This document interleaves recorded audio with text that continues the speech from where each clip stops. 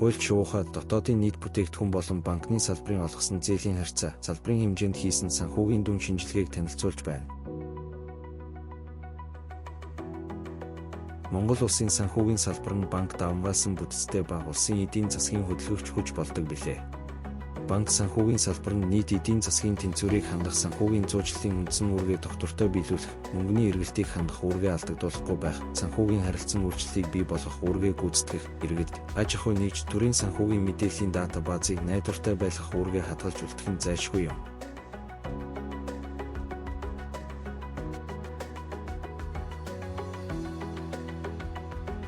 (2004 оноос 2021 оны мэдээлэлээр регрессийн шинжилгээг хийж үзэхэд банкуудын олгосон зээл болон дотоодын нийт бүтээгдэхүүн шууд хамааралтай шугамн тэгштэглээр илэрхийлэгдэж байна. 2021 оны эцсийн байдлаар Монгол улсын дотоодын нийт бүтээгдэхүүн 43,18,624.3 сая төгрөг. Банкны салбарын зах зээлд нийлүүлсэн нийт цэвэр зээлийн хэмжээ 19,232,175.4 сая төгрөг байв. 2021 оны байдлаар дотоодын нийт бүтээгдэхүүн болон банкны зээлийн харьцаа 44,71% байв. Банкны салбарын олгосон зээл болон дотоодын нийт бүтээгдэхүүн нь харилцан хамааралтай байх ба зээл олголт эдийн засгийн эрэлтэд нийцэж буй эсхийг тодруулах зорилгоор тэдгээрийн харьцааг шинжилж үзлээ. Банкны зээлийн өсөлт нь дотоодын нийт бүтээгдэхүүний өсөлтөөс дээгүүр байдаг. Гэхдээ банкуудын нийт зээлийн хэмжээ дотоодын нийт бүтээгдэхүүнээс давах, эсвэл хэд бага байх ёсгүй юм. Өөрөөр хэлбэл эдгээр хувьсагчийн харьцаа 100%-аас давах буюу өндөр байвал эдийн засаг банкнаас хэд хамааралтай, өндөр эрсдэл дагуулдаг бол хэд бага байвал санхүүгийн зуучлалт сул өсөлт хэлбэлцэлтэй гэж үздэг. Дотоодын нийт бүтээгдэхүүн ба банкны салбарын зах зээлд нийлүүлсэн нийт зээлийн хэмжээний харьцаанаас салбарын олгох зээлийг нэмэгдүүлэх боломжтой хэмээн дүгнэж байна. 2020 оноос 2021 онд аж ахуй нэгжийн хадгаламжид бахан өөрчлөлт гарсан байхад иргэдийн хадгаламж 40.8%-аар, мөнгөний захын хэрэгслүүд 145.30%-аар, төв банкнд өгөх өглөг 109.93%-аар огцон өсжээ. Банк их үүсвэр болон зээлийн хүүний зөрүү, хугацааны тохируулга хийх замаар үн цэнийг бий болгодог. Тиймээс банкны өсөлтийг хадгаламж, зээлийн хэмжээ илтгэх ба үүнийг санхүүгийн байдлын тайлангаас харж болно. Монгол улсад үйл ажиллагаа явуулж байгаа банкуудын санхүүгийн байдлын нэгдсэн тайланд шинжилгээ хийхэд актив талын үндсэн үзүүлэлтүүдэд бэлэн мөнгөс санхүүгийн үүсмэл хэрэгслүүд, борлуулах зорилгоор эзэмшиж буй хөрөнгө, банк хоорондын авлага, бит бус хөрөнгө зэрэг, пассив талд өглөг хадгаламж, мөнгөний захын хэрэгслүүд, өөрийн хөрөнгө зэрэг байна.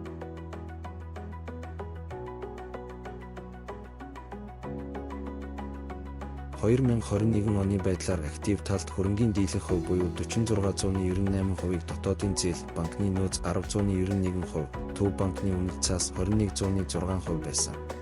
Жирийн компанитай харьцуулахад банк бэлэн мөнгө болон төв банкны харилцах, эсвэл төв банкны үнэт цаас хэлбэрээр байршуулдаг нь түүний хөрвөх чадварын үзүүлэлттэй холбоотой юм. Пассив талд хадгаламж, харилцагын нийлбэр нийт үр төлбөрийн 62.75%-ийг эзэлж байв. Харин өөрийн хөрөнгө нь банкнд тавигддаг шаардлагын дагуу нийт активын 980% байжээ. Энэ нь Монгол банкны арилжааны банкны үйл ажиллагааны зохистой харьцааны шалгуур үзүүлэлтийг тогтоох, түүнд хяналт тавих журмын дагуу банкны өөрийн хөрөнгийн хүрэлцээ 12%, нэгдүгээр зэрэглэлийн өөрийн хөрөнгийн харьцаа, эрсдлээр жинэлсэн активын зохистой харьцаа 9% байх доод хэмжээ тогтоосонтой шууд уялдаатай юм. Энгийнээр хэлбэл өөрийн хөрөнгийг банкны алдагдлыг нөхөх зорилгоор зайлшгүй байлгаж бүртгэг өндөртэй өр өгөөжгүй тул банкны хувьд зохицуулалтаас давсан өөрийн хөрөнгөтэй байх шаардлагагүй юм. Банкны хөрөнгийн өсөлт нь эдийн засгийн нөхцөл байдалтай холбоотойгоор сүүлийн жилүүдэд агшсан байна. 2020 оны 243%-ийн өсөлт нь 2015 оноос хойш хамгийн бага үзүүлэлт байв. Сүүлийн жилүүдэд үнэт цаасны хөрөнгө оруулалтын үйл ажиллагаа өссөн хандлагатай байна. Үнэт цаас нь хамгийн өндөр өөрчлөлттэй, түүний дараагаар гадаад актив ордог бөгөөд зээлийн өөрчлөлт харьцангуй бага байдаг. 2018 оноос зээл олголт багассан ч сүүлийн жил иргэн сэргэжээ. Хөрөнгөтэй холбоотой бас нэг тайлбарлах үзүүлэлт бол гадаад актив бөгөөд энэ нь гадны банкнд байршуулсан харилцах хадгаламж, үнэт цаас хэлбэрээр байршуулсан хөрөнгө юм. Гадаад активын тренд тогтмол өсөлттэй байгаа бөгөөд тэр хэмжээгээр активд эзлэгчийн өссөн байна. Анхаарах зүйл нь банкны арилжаа болон ижил төрлийн үйл ажиллагааны орлогыг хамгийн хэлбэлцэлтэй, эрсдэл өндөртэй тооцдог. Банкны үндсэн хөрөнгө болон бусад хөрөнгө оруулалт харьцангуй бага хувь эзэлдэг нь нэг талаас, зохицуулагчийн шаардлага нөгөө талаас. Банкны өсөлттэй огт холбоогүй учраас банк үндсэн хөрөнгө худалдан авахаасаа илүүтэйгээр түрээслэн үйл ажиллагаагаа явуулдаг байна. Банкны их усврыг хадгаламж харилцах дангаар сүүлийн 18 жилийн дунджаар 6163% бүрдүүлсэн бол 2021 оны байдлаар нэмэгдэж 70.46% болжээ. Цар тахал гарсантай холбоотойгоор 2019 оноос 2020 оны хооронд дотоодын нийт бүтээгдэхүүн тийг 19%-аар буурсан байхад банкнд байршуулсан иргэдийн хадгаламж өмнөх онтой харьцуулахад 2636%-аар нэмэгдсэн бол 2020 оноос 2021 онд дотоодын нийт бүтээгдэхүүн 16.4%-аар өсөж иргэдийн хадгаламж 767%-аар нэмэгджээ. Үүний шалтгааныг эдийн засагчид өөрийн өнцгөөс тайлбарлаж байгаагийн нэг нь цар тахлын үед төрийн хэрэгжүүлсэн бодлого, арга хэмжээний нөлөө гэж үзжээ. 2022 оны 4-р сарын сүүлийн байдлаар хэрэглээний үнийн индексээр илэрхийлэгдсэн инфляц улсын байдлаар жилийн 14.4%, Улаанбаатар хотын байдлаар жилийн 15.2%-тай гарсан бөгөөд инфляц өндөр хэвээр байх, эсвэл нэмэгдвэл банкуудын хадгаламж цаашид буурах нөхцөл болж болзошгүй гэж судлаачийн зүгээс үзэж байгаа болно. Төв банк, бусад банк, санхүүгийн байгууллагаас авсан их усвар болон нийт их усврын харьцаа 18 жилийн дунджаар 1327%, 2021 оны байдлаар 1233% байжээ. Эдгээрийн ихэнх нь богино хугацаат их усвар ба ойролцоогоор 10% байдаг ч 2013 онд 3317%, 2015 онд 3832% хүрсэн байна. Тайлангийн идэвхгүй хэсгийн онцлог зүйл бол мөнгөний захын хэрэгсэл огцон буурч сүүлийн оны байдлаар 145-130%-аар өссөн байна. Бусад их усвар жигд тархалттай байв. Санхүүгийн нэгдсэн тайлан үйл ажиллагааны тойм өгдөг боловч удирдлагын шийдвэр гаргалт нэгтлэн бодох бүртгэлд тусгасан байдал тэр дундаа эрсдлээр жинсэн активын нэрвжсэн тооцоо, зээлийн алдагдлын сан бүрдүүлсэн алдагдал хүлээж болзошгүй чанаргүй зээл, актив, үр төлбөрийн үйл нийцлийн талаар дэлгэрэнгүй мэдээлэл авах боломжгүй юм. Банкуудад урт хугацааны үр төлбөрийн сонголт бараг байхгүй байгаагаас актив, пассивын удирдлага, их усврын хуваарлалт өндөр ачаалал үүрдэг гэсэн дүгнэлт хийж болохоор байна. 2021 оны эцсийн байдлаар иргэдийн хадгаламжийн 80.5% хугацаатай. Тэр дундаа ихэнх хувь нь 1 жил хүртэлх хугацаатай байсан бол болгосон зээлийн жинсэн дундаж хугацаа 3 жил. Абсолют дүнгээр зах зээлд нийлүүлсэн зээл 20 их 80 төгрөгөөс 1 жил хүртэлх хугацаатай 2.3 их 80 төгрөг, 1-ээс 5 жилийн хугацаатай 10.2 их 80 төгрөг, 5-аас дээш жилийн хугацаатай 4.6 их 80 төгрөгтэй тэнцэж байна. Зээл болон хадгаламж хугацааны эсрэг үзүүлэлтүүдтэй тул зээл олгох, хадгаламж татах дундаж хугацаа мэдэгдэхүйц эсвэл хөрөнгийн хугацаа өсөх боломжтой. Энэхүү үйл явц нь эерэг хүчин зүйл бөгөөд эдийн засаг дахь тогтвортой байдал, харилцан итгэлцлийн өсөлтийг харуулдаг билээ. Харин Монгол улсын банкуудын байдал өөр байгааг анхаарах хэрэгтэй. Үн ашгийн харьцаанд банкны үнэлгээг илтгэх бөгөөд бага байх тусмаа бизнес болон хөрөнгө оруулагчид сайн үзүүлэлт юм. Үн ашгийн харьцаа дунджаар 959%, хөрөнгийн өгөөж дунджаар 140%, өөрийн хөрөнгийн өгөөж дунджаар 1043% байсан. Үн ашгийн харьцаагаар Хаан банк хамгийн сайн бөгөөд Хас банк удаалсан байна. Харин Голомт банк болон Капитрон банкны ашгийн харьцаа хамгийн муу үзүүлэлттэй гарчээ.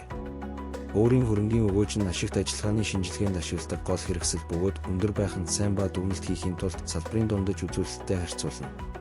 Өөрийн хөрөнгийн өгөөжөөр Хаан банк, Хас банк, хөрөнгийн өгөөжөөр Богд банк, Хаан банк, Хас банк өндөр байжээ. Анхаарлын төвд Голомт банк байгаа ба өөрийн хөрөнгийн өгөөж 394% байгаа нь системийн дунджаас 2.6 дахин бага байсан. Тус банкыг тооцоонд оруулахгүйгээр үлдсэн 4 том банкны өөрийн хөрөнгийн өгөөжийн дундаж 1609% байжээ. Хөрөнгийн өгөөжийн харьцаа нь ашигт ажиллагааг нийт хөрөнгөд харьцуулан хэр үр дүнтэй ашиглаж байгааг тодорхойлно. Хөрөнгийн өгөөжийн харьцаагаар Богд банк 327% буюу салбарын хамгийн сайн үзүүлэлттэй гарчээ. Голомт банк мөн л сүүлд жагссан. Банкуд өндөр хөшүүрэгтэй тул хөрөнгийн өгөөж нь харьцангуй бага 1-2 байсан ч банкны их хэмжээний орлого, ашгийг илэрхийлдэг гэдгийг анхаарах нь зүйтэй юм. Зээлийг хадгаламжид харьцуулсан харьцаа нь банкны зээлийн нийт хэмжээ болон тухайн үеийн хадгаламжийн нийт хэмжээтэй харьцуулах замаар банкны хөрвөх чадварыг үнэлэхэд хэрэглэгдэнэ. 80-аас 90% байх нь зохистой гэж үздэг. Хэрэв энэ харьцаа хэтэрхий өндөр байвал урьдчилан тооцоолоогүй шаардлагыг хангахад банкны хөрвөх чадвар хангалтгүй байх магадлалтай гэсэн үг юм. Эсвэргээрээ хэтэрхий бага байвал банк боломжит орлогыг олохгүй, алдагдсан боломжийн зардал өндөртэй байгааг харуулна. Зээлийг хадгаламжид харьцуулсан харьцаанд банкуудын шинэ харилцагч татсан болон харилцагчаа авч үлдэж чадаж байгаа эсхийг илэрхийлдэг. Өөрөөр хэлбэл банкны татсан хадгаламж нэмэгдэж байгааг эсвэл зээлийн эрэлтийг хангахын тулд богино хугацаатай, өндөр зардалтай их усвар авч байгаа эсхийг харуулна. Ингэснээр эцсийн хэрэглэгч буюу зээлдэгчийн зардлыг нэмэгдүүлэх хандлага ажиглагддаг байна. 2004 оноос 2021 онд зээл болон хадгаламжийн харьцаа 200% хүртэл өссөн байгаа нь банкуудын нийт олгосон зээлийг хадгаламжийн их усварээр бус, харин бусад төрлийн санхүүгийн хэрэгслээр хангасан байгааг харуулж байна. Эдгээр их усварнд мөнгөний захын хэрэгсэл, төв банк, засгийн газрын зээл юм. Уг харьцаа 2014 оноос тогтмол бууж, сүүлийн оны байдлаар 104-167% байна. Банкуудын их усвар нь дотоодын зах зээлээс, тэр дундаа иргэдийн хадгаламжаас бүрэн хамааралтай байна. Хэдийгээр Монгол улсын банкуд гадаад зах зээлээс мөнгө босгох талаар ярьдагч, бодит байдал дээр зөвхөн том банкудаар хязгаарлагджээ. Хаан банк 2021 онд Австрийн хөгжлийн банкнаас 8 жилийн хугацаатай 20 сая Америк доллар. Голомт банк 2022 онд Лихтенштейны Вант улсын хөрөнгө оруулалтын сангаас 4 жилийн хугацаатай 5 сая Америк доллар. Турин банк 2020 онд Нидерландын Вант улсын олон улсын санхүүгийн байгууллагаас 2 дахь удаагийн репо хэлцлээр 23 сая Америк доллар. Худалдаа хөгжлийн банк 2015 онд 5 жилийн хугацаатай 500 сая Америк доллар авчээ. Банкуд үрийн багцын хугацааг сунгах, үрийн дарамтыг бууруулахад цаашдаа анхааруул хямралын үед хүн цохилтод өртөхгүй амжилттай даван гарах боломжтой юм. 2008 оны хямралаас сургамж авч банк өр болон хөрөөх чадварын тал дээр баримтлах бодлоготой байх нь зүйтэй. Засгийн газрын банкудад олгож буй санхүүжилт нь найдвартай гэж үзэгч, улс төрийн эрсдлийг харгалзан дахин санхүүжүүлэх асуудал нь тусгаар тогтнолын түвшинд хүртэл шийд шаардах болно гэж үзэж болно. Эргээд улс орны эрсдэл нь хувийн хвшлийн зээлийн хүүг нэмэгдүүлэх хандлагатай байдаг. Монгол улсын гадаад ур 33,190.47 сая Америк доллар байгаагаас хувийн хвшлийн салбар 12,270,275 сая Америк доллар төлөх ёстой. Үүнээс иргэн төлөлтийн хуваарийн дагуу яаралтай төлөх нь 183,59 сая Америк доллар, 3 сарын хугацаанд төлөх нь 707,86 сая Америк доллар, 4-6 сарын хугацаанд төлөх нь 671,132 сая Америк доллар, 7-оос 9 сарын хугацаанд төлөх нь 1,319,74 сая Америк доллар, 10-аас 12 сарын хугацаанд төлөх нь 472,93 сая Америк доллар байна. Зээлийн алдагдлын сан болон нийт зээлийн харьцаа өсөх трендтэй байна. 2012 онд уг харьцаа 155% байсан бол түүнээс хойш тасралтгүй өсөж 2021 оны байдлаар 788% болжээ. Нийт зээл болон зээлийн алдагдлын сангийн харьцаанд банкуудын олгосон зээлүүд өндөр эрсдэл дагуулдгийг илтгэнэ. Энэхүү үзүүлэлт нь банк тус бүрээр ялгаатай боловч агрегат дүнгээр өндөр байгаа нь ирээдүйд олох боломжтой зээлд шууд нөлөөлж өсөлтийг хязгаарлалтаараа банкуудын үйл ажиллагаа төдийгүй нийт эдийн засгийн хувьд сөрөг үзүүлэлт билээ. Салбарын санхүүгийн байдлын шинжилгээгээр банкны үйл ажиллагааны хэмжээ, үр ашиг нь нийт эдийн засгийн хүндрэлээс болж буурсан байдалтай байна. Банкуудын бизнесийн загвар өөрчлөгдсөн буюу хямралын үед зээлийн тасалдал үүсгэж, хувьцааны хөрөнгө оруулалтын үйл ажиллагаа эрхэлж, эрсдэл бууруулах тактик барьсан хэмээн дүгнэлээ. Банкны зах зээлд нийлүүлж буй зээл буурах нь зээлийг өндөр шалгууртай, өндөр хүүтэй болгохоос гадна нийт эдийн засгийг хумх үйл ажиллагаа болжээ. Хэдийгээр банкуд эдийн засгийн хямралын үед зээл олголтыг хязгаарлах хандлагатай ч бизнесийн үйл ажиллагааг дэмжихгүй, зээл олохгүй байх нь банк өөрөө хямралд өртөх нөхцөл болно. Монгол улсын санхүүгийн системд банк давмгаалсан бүтцтэй банкны үйл ажиллагааны их усвар хадгаламжаас бүрэн хамааралтай байна. Банкнд байршуулах хадгаламжийг хувь хүмүүс шийдэж байгаа бос харин зээл олгох замаар хадгаламжийг бий болгодог гэдгийг банкны удирдлагууд гүн ухааран зээл олгосноор эдийн засгийг цусны эргэлтээр хангаж богино хугацаанд алдагдал бага хүлээж буцаж сэргэх хэвийн гормоор ажиллах боломжийг хангана. Банкуудын олгосон зээл болон дотоодын нийт бүтээгдэхүүн нь харилцан хамааралтай, өндөр корреляцтай, өсөлтийн хуваар нь авч үзвэл банкны олгосон зээлийн өсөлт дотоодын нийт бүтээгдэхүүнээс арай дээгүүр байдаг.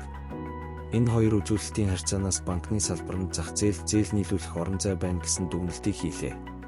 Банк нь актив, пассив аль талаас үйл ажиллагааны үн цэнийг бий болгодог, өвөрмөц бизнесийн загвартай байгууллага юм. Банкны санхүүгийн байдлын тайлангийн хэсгүүд бүгд хоорондоо харилцан хамааралтай. Аль нэг үзүүлэлтэд өөрчлөлт гарвал бусад үзүүлэлтэд шууд нөлөөлдөг гэдгийг шинжилгээний үр дүн давхар нотлон харуулж байна. Салбарт байгаа арилжааны банкуд жижиг том хэмжээтэй их бага өгөөжтэй ажиллаж байгаа боловч их хөрөнгөтэй банк ашиг хийж чаддаг бол жижиг банк нь өрсөлдөх, ашиг хийх бараг боломжгүй гэж хэлж болохоор байна. Үүнээс гадна банкны тухай хуульд орсон өөрчлөлтийн дагуу системийн нөлөө бүхий банкуд нийтэд хувьцаагаа санал болгосноор том банкуд хэмжээгээр улам том болохоор байна. Тэгэхээр жижиг банкуд нь зардал хэмнэх, зах зээл дээр тисэж үлдэх, оршин байх сорилттой цаашид тулгарна гэдгийг олж харлаа.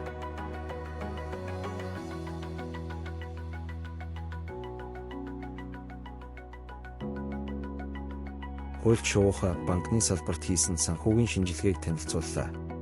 Хуульч Шувуухан банкны салбарын эрх зүйн орчны талаар хийсэн судалгаа болон бусад блог нийтлэлтэй танилцаарай. Хамтдаа хөгжицгөөе.